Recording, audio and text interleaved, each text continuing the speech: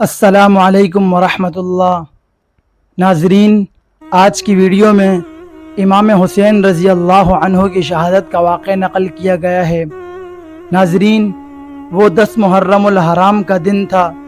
صبح فجر کی نماز کے بعد ابن سعد اپنی فوج لے کر نکلا۔ حضرت سیدنا امام حسین رضی اللہ عنہ نے بھی صفیں درست کی۔ آپ رضی اللہ عنہ کے ساتھ صرف 32 سوار اور 40 پیادے تھے۔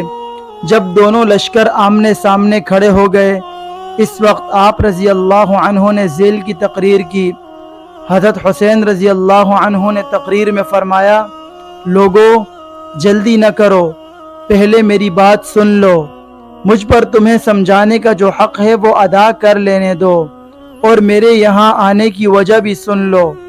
اگر تم میرا عذر قبول کر لو گے اور مجھ سے انصاف کرو گے تو انتہائی خوش نصیب انسان ہو گئے، لیکن تم اس کے لیے تیار نہ ہوئے تو تمہاری مرضی، سب مل کر میرے خلاف زور لگا لو اور مجھ سے جو برتاؤ کرنا چاہتے ہو کر ڈالو۔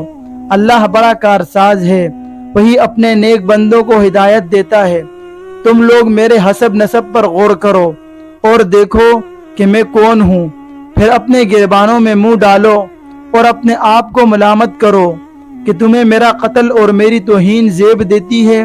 کیا میں تمہارے نبی کا نواسا اور ان کے چچا زاد بھائی کا بیٹا نہیں ہوں، جنہوں نے اللہ عز و جل کے حکم پر سب سے پہلے لبیک کہا اور اس کے رسول پر ایمان لائے؟ کیا سید الشہداء حضرت سیدنا امیر حمزہ رضی اللہ عنہ میرے والد کے چچا نہیں تھے؟ کیا حضرت جعفر طیار رضی اللہ عنہ میرے چچا نہیں تھے؟ کیا تمہیں میرے اور میرے بھائی کے متعلق رسول اللہ صلی اللہ علیہ وسلم کا یہ قول یاد نہیں کہ ہم دونوں جنت کے سردار ہوں گے؟ اگر میں سچ کہہ رہا ہوں تو پھر مجھے بتاؤ کہ تمہیں ننگی تلواروں سے میرا مقابلہ کرنا چاہیے۔ جس وقت حضرت سیدنا امام حسین رضی اللہ عنہ خطاب فرما رہے تھے، اس وقت آپ رضی اللہ عنہ ایک اونٹنی پر سوار تھے۔ قرآن مجید آپ رضی اللہ عنہ کے ہاتھ میں تھا اور دشمن سے کسی بھی قسم کا خوف یا خطرہ لاحق نہیں تھا۔ اس دوران ابن سعد کے لشکر آپ رضی اللہ عنہ کی جانب آگے بڑھے تو آپ رضی اللہ عنہ نے اپنے دونوں ہاتھ اٹھائے اور بارگاہ رب العزت میں یوں دعا فرمائی، یا اللہ، میں نے ہر مصیبت میں تجھ ہی پر بھروسہ کیا ہے اور ہر سختی میں تو ہی میری پشت پناہی کرنے والا ہے۔ میں نے ہمیشہ تجھ ہی سے مانگا ہے اور تو نے ہی ہمیشہ میری دستگیری کی ہے۔ تو ہی ہر نعمت کا مالک ہے، تو ہی احسان کرنے والا تھا، آج بھی میں تجھ ہی سے التجا کرتا ہوں۔ پھر آپ رضی اللہ عنہ نے کوفیوں کو مخاطب ہو کر کہا کہ مجھے بتاؤ، تم مجھے کس جرم میں قتل کرنا چاہتے ہو؟ ان کی طرف سے کوئی جواب نہ آیا۔ پھر آپ رضی اللہ عنہ نے ان سرداروں کے نام لے لے کر فرمایا جنہوں نے آپ رضی اللہ عنہ کو خط لکھے تھے کہ کیا تم نے مجھے خطوط نہیں لکھے؟ ان بے ایمانوں نے کہا کہ ہم نے آپ کو خطوط نہیں لکھے۔ آپ رضی اللہ عنہ نے فرمایا کہ اگر تم مجھے پسند نہیں کرتے ہو تو میں واپس چلا جاتا ہوں، مجھے جانے دو۔ ان سرداروں نے جواب دیا، آپ خود کو ہمارے حوالے کر دیں۔ حضرت سیدنا امام حسین رضی اللہ عنہ نے کہہ دیا کہ میں جیتے جی ہرگز خود کو تمہارے حوالے نہیں کروں گا۔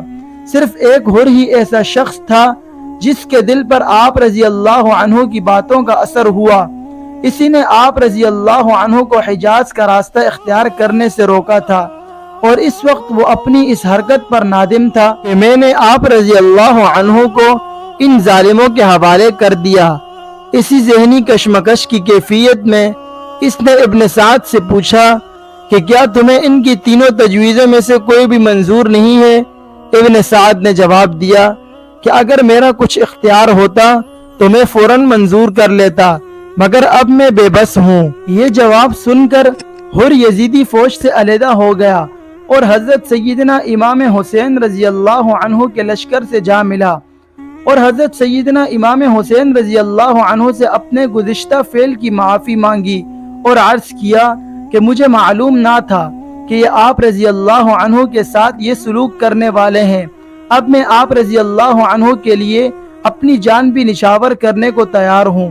اس زمانے میں جنگ کے قواعد و ضوابط کے مطابق ابتدا میں ایک ایک اور پھر دو دو کر کے جنگجو میدان میں اترتے رہے۔ اس لڑائی میں حضرت سیدنا امام حسین رضی اللہ عنہ کا پلڑا باری رہا اور یزیدی فوج کو کافی نقصان اٹھانا پڑا۔ پھر ابن سعد نے اپنی فوج کو کھلی جنگ کا حکم دے دیا۔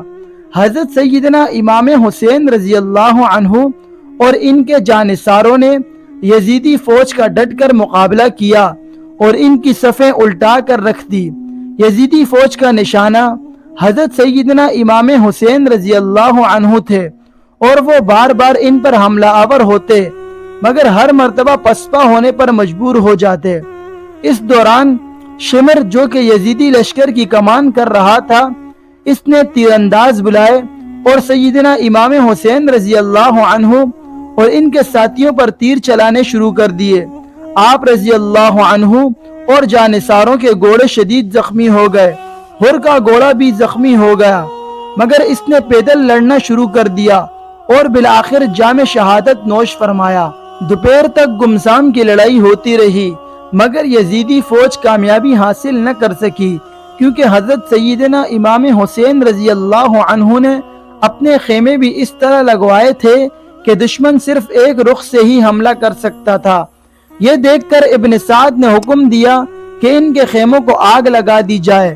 حضرت سیدنا امام حسین رضی اللہ عنہ نے اس کی یہ تدبیر بھی ناکام بنا دی اور خیموں کے پیچھے 4-5 آدمیوں کو اس طرح چھپا دیا کہ جو بھی خیموں کو آگ لگانے کے لیے آتا اسے مار دیا جاتا تھا۔ حضرت سیدنا امام حسین رضی اللہ عنہ کے جانثار مسلسل لڑائی کی وجہ سے تھک رہے تھے اور کئی جانثار اس خونریز لڑائی میں شہید ہو چکے تھے۔ ظہر کی نماز کا وقت ہوا تو آپ رضی اللہ عنہ نے ظہر کی نماز کے وقت جنگ بندی کی درخواست کی، مگر یزیدی لشکر نے آپ رضی اللہ عنہ کی بات کو ماننے سے انکار کر دیا۔ آپ رضی اللہ عنہ کے جانثاروں نے تلواروں کی زد میں نماز ظہر ادا کی۔ نماز ظہر کے بعد آپ رضی اللہ عنہ اپنے ننھے بچے علی اصغر رضی اللہ عنہ کو لے کر خیمے سے باہر آئے، جس کی زبان پانی نہ ملنے کی وجہ سے خشک ہو رہی تھی۔ اس دوران ایک تیر آیا اور اس معصوم بچے کے حلق میں اتر گیا اور یوں علی اصغر رضی اللہ عنہ نے جام شہادت نوش فرمایا۔ حضرت سیدنا امام حسین رضی اللہ عنہ کے تمام جانثار ایک ایک کر کے جام شہادت نوش فرماتے چلے گئے، مگر آپ رضی اللہ عنہ نے پھر بھی اپنی ہمت کو یکجا رکھا اور ایک بار پھر میدان جنگ میں یزیدیوں کو جہنم واصل کرنے لگے۔ اس دوران شمر نے اپنے سپاہیوں کو حکم دیا اور آپ رضی اللہ عنہ پر تیروں کی برسات شروع ہو گئی۔ آپ رضی اللہ عنہ کا گھوڑا زخمی ہو کر گر پڑا۔ آپ رضی اللہ عنہ نے تلوار سنبھالی اور پیادہ ہی ان کا مقابلہ کرنے لگے۔ آپ رضی اللہ عنہ کا جسم مبارک زخموں سے چور چور تھا۔ اس دوران آپ رضی اللہ عنہ کے بائیں بازو پر تلوار کا کاری ضرب لگا اور آپ رضی اللہ عنہ کا بازو کٹ کر جسم مبارک سے علیحدہ ہو گیا۔ اس دوران مستان بن انس نے نیزے کا وار کیا اور آپ رضی اللہ عنہ زمین پر گر پڑے۔ سنان نے آپ رضی اللہ عنہ کا سر مبارک تن سے جدا کرنا چاہا، مگر اس کی ہمت نہ پڑی۔ پھر خولہ بن یزید نے آگے بڑھ کر آپ رضی اللہ عنہ کا سر مبارک تن سے جدا کر دیا۔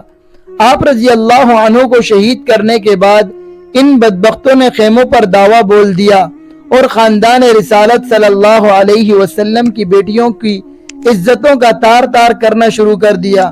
ان کی چادریں اتار لی گئی اور جگر گوشہ رسول اللہ صلی اللہ علیہ وسلم حضرت سیدنا امام حسین رضی اللہ عنہ کے جسم مبارک کو پامال کرنا شروع